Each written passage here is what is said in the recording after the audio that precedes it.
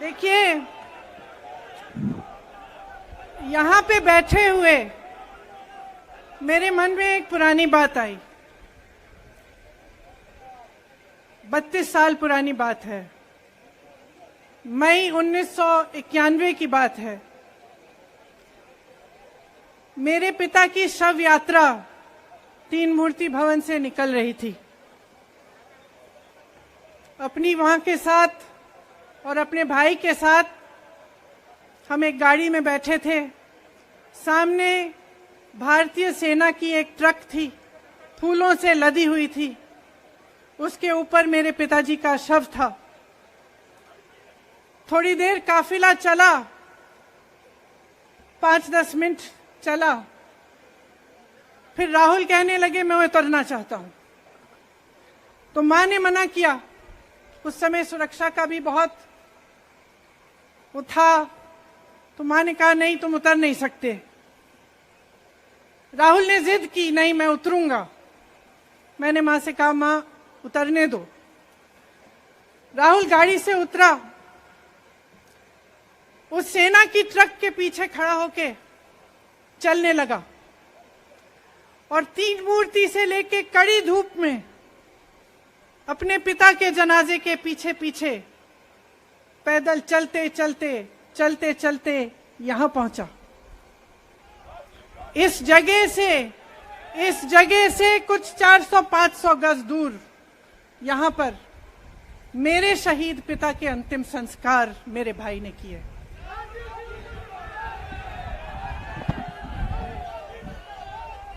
सुनिए, वो चित्र मेरे दिमाग में अभी भी है, मेरे मन में है। मेरे पिता का शव इस तिरंगे झंडे में लपेटा गया था। इस तिरंगे के नीचे मेरे पिता का शव था और उसके पीछे चलते चलते मेरा भाई यहां आया। उस शहीद पिता का अपमान भरी संसद में किया जाता है।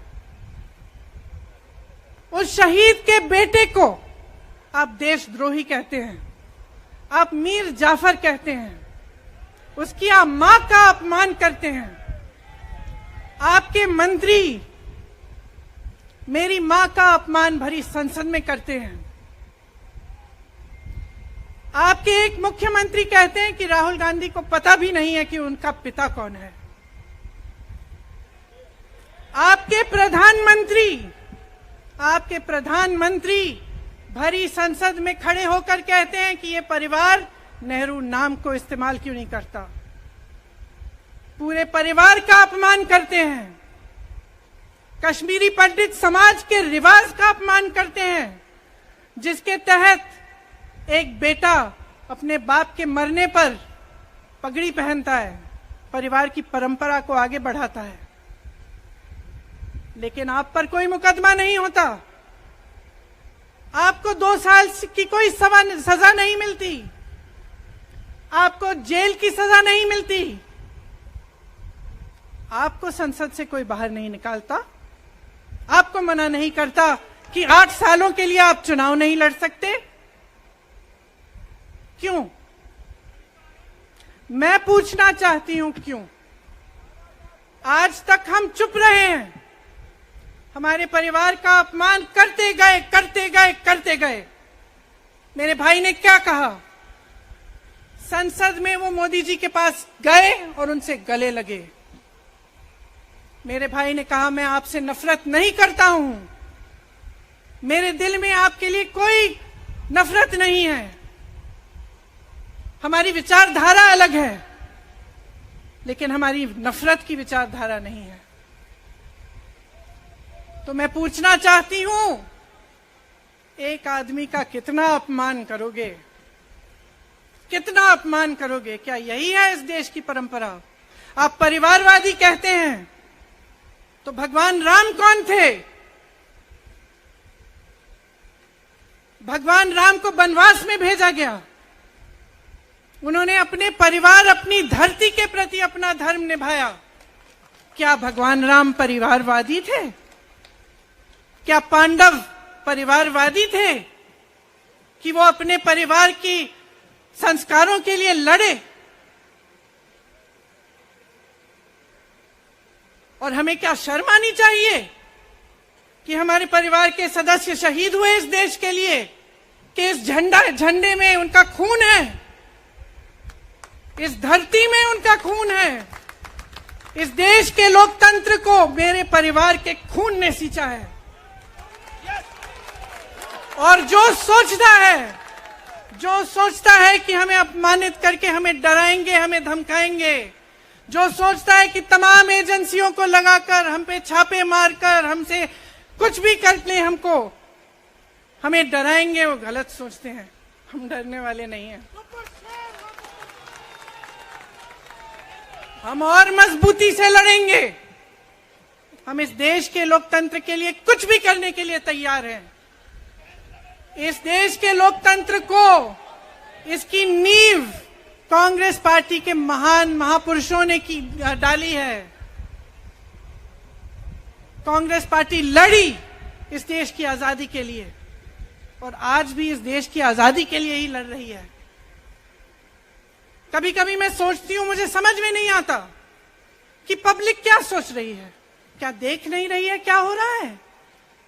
क्या आपको दिख नहीं रहा है कि आपकी सारी संपत्ति लूटी जा रही है, एक आदमी को दी जा रही है, गिने चुने उद्योगपतियों को सब कुछ दिया जा रहा है? किसकी संपत्ति है? ये राहुल गांधी की संपत्ति है, ये आपकी संपत्ति है। ये पीएसयू किसके हैं? किसके लिए बनाए गए? आपके लिए बनाए गए, जो ऐसे एक के बाद एक इनको बेचे जा रहे हैं, दिए जा रहे हैं। इसी से तो आपका रोजगार आता है। छोटे उद्योगों से, छोटे व्यापारियों से आपका रोजगार आता है। किसी बड़े अडानी से नहीं आता। रोजगार नहीं देते, छीनते हैं आपका रोजगार। तो आप समझ क्यों नहीं पा रहे हैं? आप गैस के सिलेंडर के लिए 1000 रुपए दे रहे हैं, और यहां आपकी सारी संपत्ति किसी को सौंपी जा रही है। राहुल गांधी जी ने क्या कहा? अरे कौन सा इतना बड़ा जुल्म कर लिया कि आपसे 2 सवाल पूछ लिए, जवाब नहीं दे पाए ना, घबरा गए। और जो अहंकारी होते हैं, तानाशाह होते हैं, क्या करते हैं? जब सवालों का जवाब नहीं दे पाते तो पूरी सत्ता को लेकर जनता को दबाने की कोशिश करते हैं। जो सवाल उठाता है उसको दबाने की कोशिश करते हैं।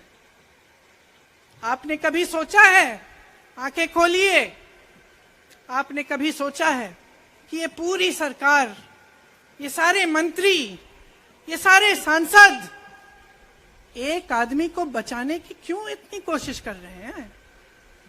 इस अडानी में है क्या कि इसको आप सारी संपत्ति दे रहे हो देश की? 20 हजारों करोड़ शेल कंपनियों में इनकी हैं, और आप इन पे इंक्वायरी नहीं कर सकते। ये अडानी है कौन कि आप सब उनका नाम उठते ही बौखला जाते हैं और उनको बचाने में लग जाते हैं? देखिए, आप इस देश के देशवासी हैं, ये देश आपका है, ये लड़ाई आपकी है। आज तमाम नौजवान बेरोजगार क्यों हैं? हम इश्तिहार तो देख रहे हैं, होर्डिंग देख रहे हैं, मदर ऑफ डेमोक्रेसी लिखा है, कहते हैं कि हमारी अर्थव्यवस्था बहुत तेजी से आगे बढ़ रही है, तो इतने नौजवान बेरोजगार क्यों हैं? तो जहां जहां हम जाते हैं बेरोजगार नौजवान क्यों दिखते हैं? इतनी महंगाई क्यों है? इतनी महंगाई क्यों है? क्या आप इतने बड़े काम कर सकते हो लेकिन एक गैस सिलेंडर का दाम कम नहीं कर सकते? आप छोटे व्यापारियों की मदद नहीं कर सकते? आप रोजगार नहीं बनवा सकते? तो फिर आपकी सरकार किस काम की है? लोगों को दबाने के लिए है या अडानी जी को आगे बढ़ाने के लिए है? तो आज ये समय आ गया है कि हमें गंभीरता से सोचना पड़ेगा। ये सरकार पूरी कोशिश करती है कि आपका ध्यान भटकाया जाए। अब आप सोचिए, कन्याकुमारी से कश्मीर तक एक आदमी चला, उसके साथ लाखों लोग चले, क्या पैगाम लेके चला? किस लिए चला? उसके दिल में क्या भावना थी? कि लाखों लोग देश भर से उससे जुड़ के चले। समता, एकता की भावना थी। आज आपके सारी मीडिया, आपके सारे मंत्री, आपके सारे सांसद, आपके सारे कार्यकर्ता कह रहे हैं कि राहुल जी ने विदेश जाकर देश का अपमान किया, राहुल जी ने एक वर्ग का अपमान किया। क्या एक आदमी जो कन्याकुमारी से लेकर 5000 किलोमीटर कश्मीर तक चल के ये रोज रोज कहता है कि इस देश को एक होना चाहिए, सबको समान दृष्टि से देखना चाहिए, क्या ये आदमी देश का अपमान कर सकता है? क्या ये आदमी एक वर्ग का अपमान कर सकता है? तो ये आदमी क्या कर रहा है? ये आपकी आवाज उठा रहा है। ये क्या कह रहा है? कह रहा है कि गरीबों को अपना हक दो, नौजवानों को अपना हक दो, महिलाओं को अपना हक दो। यही तो कह रहा है। और हक क्या है? हक ये है कि जो आपका है वो आपके हाथों में जाना चाहिए, किसी बड़े उद्योगपति के हाथ में नहीं, जो प्रधानमंत्री जी के मित्र हैं। ये है आपका हक। उसी हक की लड़ाई लड़ रहा है। तो आप समझिए, ये एक इंसान की बात नहीं है, ये एक राहुल गांधी की बात नहीं है, ये पूरे देश की बात है। जब हम कहते हैं लोकतंत्र को बचाना है, तो हम किस बात की को बचाने की कह रहे हैं? क्या कह रहे हैं हम? लोकतंत्र क्या होता है? खुल के जवाब मांगो, सवाल उठाओ। यही तो लोकतंत्र है कि आपको कोई आपत्ति है, कोई समस्या है, आप किसी के पास जाकर अपना हक मांग सकते हैं। आप कह सकते हैं, भाई हमारे लिए ये क्यों नहीं किया, इतनी महंगाई क्यों है, हमारे लिए रोजगार क्यों नहीं बनाए। लेकिन आज यही हक आपसे छीना जा रहा है और आपका ध्यान इधर उधर भटकाया जाता है और इतनी चीजों को फैलाया जाता है जो सच नहीं है, झूठों को फैलाया जाता है। आप सोचिए, राहुल गांधी दुनिया के सबसे बड़े जो शिक्षा के संस्थान है वहां से पढ़ के आए हैं। हार्वर्ड और कैम्ब्रिज की उनकी डिग्री है। कैम्ब्रिज से उन्होंने इकोनॉमिक्स में मास्टर्स डिग्री, एमफिल डिग्री उनको मिली। आप उसको पप्पू बनाते हैं। पूरे देश भर में आपकी सहायता के साथ मेरे मीडिया के दोस्तों, डिग्री आपने देखी नहीं, सच्चाई आपने देखा नहीं, उनको पप्पू बना दिया। फिर पता चला कि ये पप्पू तो यात्रा में निकल आया और पता चला कि ये तो पप्पू है ही नहीं। इसके साथ तो लाखों लोग चल रहे हैं। ये ईमानदार भी है, ये सब बातों को समझता भी है, ये जनता के बीच जा रहा है, जनता की समस्याओं को सुन रहा है, तो जनता इसके साथ चली जा रही है। तो घबरा गए कि राहुल गांधी ने संसद में वो सवाल उठाए जिनका उनके पास जवाब नहीं है।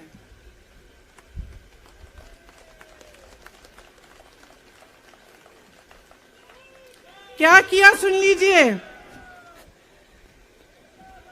एक तरफ से हंसी भी आती है कि एक आदमी को रोकने के लिए इतना सारा करना पड़ा। जिस आदमी ने राहुल जी के खिलाफ सूरत में कंप्लेंट लगाई, आपको मालूम है कि पिछले साल उसने खुद कचहरी में जाके बोला इस पे आप स्टे लगा दीजिए। 1 साल के लिए अपने ही केस पे स्टे लगवाया। फिर वापस कब गए केस खुलवाने के लिए? राहुल गांधी के संसद में अडानी पे के भाषण देने के 1 हफ्ते बाद। 1 हफ्ते बाद वो आदमी वापस जाता है, कहता है केस खोल दी, सुन लीजिए अब हम तैयार हैं। 1 महीने के अंदर अंदर जज कह देते हैं कि राहुल गांधी को 2 साल की सजा मिलेगी। आपने देखा इस देश में कितने केस हैं कि जेल में 10 साल के लिए पड़े रहते हैं, उनकी सुनवाई नहीं होती। ये तो सुनवाई भी फट से हो गई, जजमेंट भी फट से हो गई, सजा भी फट से हो गई। और आपने कह दिया अगले दिन कि 8 सालों के लिए ये चुनाव नहीं लड़ सकते। संसद से बाहर कर देंगे इनको। वाह वाह वाह वाह वाह वाह, बहुत धैर्य है आप में। अरे कायर हैं, कायर है इस देश का प्रधानमंत्री। लगा दो केस मुझ पर, लगा दो केस मुझ पर, जेल ले जाओ मुझे भी, लेकिन सच्चाई ये है कि इस देश का प्रधानमंत्री कायर है।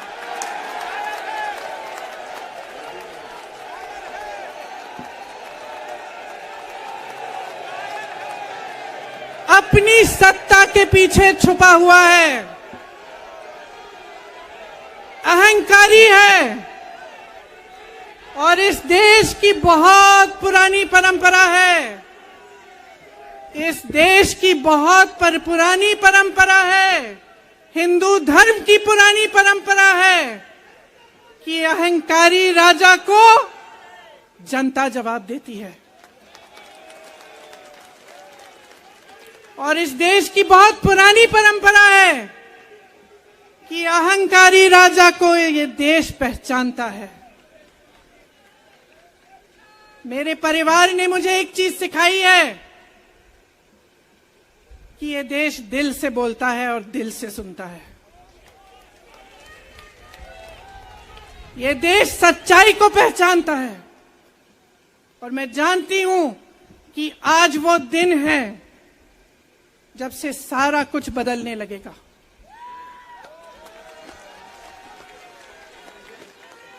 मेरे मीडिया के साथियों, मैं आपसे कहना चाहती हूं, बहुत हो गया है, बहुत हो गया है। मैं जानती हूं आप पर कितना दबाव है, मैं जानती हूं कि आपको लाइन भेजी जाती है कि आज आपको ये कहना है, आज आपको ये लिखना है, लेकिन आपकी एक बहुत बड़ी जिम्मेदारी है। आज लोकतंत्र खतरे में है। अगर सरकार सवाल उठाने वाले को 8 सालों के लिए संसद से निकाल सकती है, अगर कह सकती है कि तुम्हें चुनाव लड़ने की ही इजाजत नहीं है, तो बहुत गड़बड़ है, बहुत गलत हो रहा है, और ये लोकतंत्र के लिए ठीक नहीं है, ये इस देश के लिए ठीक नहीं है। जब आप पत्रकार बने, शुरू में जब आप काम के लिए आए, तो आपके दिल में भी ये होगी बात कि देश के लिए मैं सच्चाई बोलूंगा, मैं सच्चाई बोलूंगी। आज आप बोल नहीं पा रहे हैं, हिम्मत करिए, खड़े हो जाइए आप भी। और जैसे खड़गे जी ने कहा कि तमाम पार्टियों ने आज अपनी आवाज उठाई है, उनका हम सब धन्यवाद देते हैं। और हम सबको एक होना पड़ेगा, इसलिए होना पड़ेगा क्योंकि आज ये देश खतरे में है। आज इस देश की सारी संपत्ति एक आदमी को सौंपी जा रही है, और उस आदमी को बचाने के लिए पूरी सरकार खड़ी हो जाती है। बहुत गलत हो रहा है। अगर आज मेरे भाइयों और बहनों आप इसको पहचान नहीं पाएंगे, तो इस देश को बहुत खतरे में डाल देंगे। इसीलिए यहां खड़े हुए महात्मा गांधी जी की समाधि के कुछ ही गज दूर खड़े हुए मैं आपको याद दिलाती हूं कि कितनों ने इस देश के लिए अपना खून बहाया है, कितनों ने इस देश की धरती, इस देश की आजादी के लिए अपना खून बहाया है। ये अफसर हैं यहां तैनात खड़े हैं, इसी तरह से इनके भाई सरहद पे खड़े होते हैं हमारे लिए, आज भी अपना खून बहा रहे हैं। क्या इसके लिए, क्या अडानी जी के लिए, कि अपने देश के किसान के लिए, अपने देश के गरीब के लिए, अपने देश के छोटे व्यापारियों के लिए, महिलाओं के लिए, अपने बच्चों के भविष्य के लिए हम सब अपनी जान देने के लिए तैयार हैं। तो मैं आपसे आग्रह करती हूं, मेरे देशवासियों, आंखें खोल लो, समय आ गया है, डरो मत। राहुल गांधी के शब्दों में डरो मत, इनका सामना करने का समय आ गया है। एकजुट हो जाओ, सामना करो, इस देश की सच्चाई को उभारो, इस देश की एकता को बनाए रखो और इस देश को आगे बढ़ाओ। जय हिंद, जय हिंद।